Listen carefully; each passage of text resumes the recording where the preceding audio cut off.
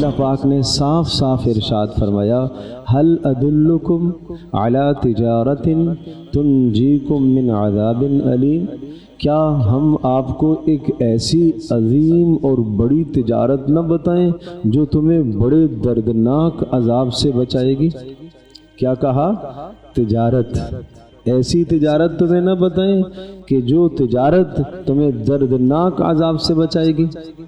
وہ کیا تجارت ہے؟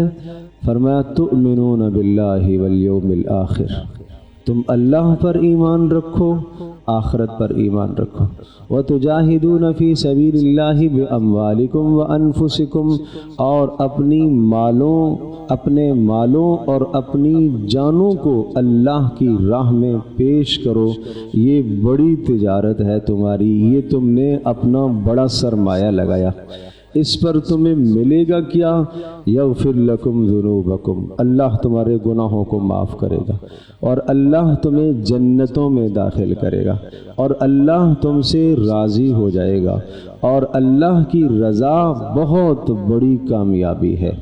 اسی طرح سے ایک اور مقام پر ارشاد فرمایا ان اللہ اشتری من المؤمنین انفسہم، بے شک اللہ تبارک تعالی نے ایمان والوں سے ان کی جانوں کو خرید لیا ہے۔ جیسے آدمی کی سرمایہ لگاتا ہے، اللہ اکبر، تو یہاں بندہ سرمایہ لگا رہا ہے، خریدار اللہ ہے، اس کے بدلے میں دے گا کیا؟ بِأَنَّ لَهُمُ الْجَنَّةِ، اللہ پاک تمہیں جنت دے گا۔ تو میرے عزیز دوستو بزرگوں، اپنی زندگی کا قیمتی اثاثہ وقت صرف کر کے، وقت خرچ کر کے آدمی آخرت کے منافع کماتا ہے۔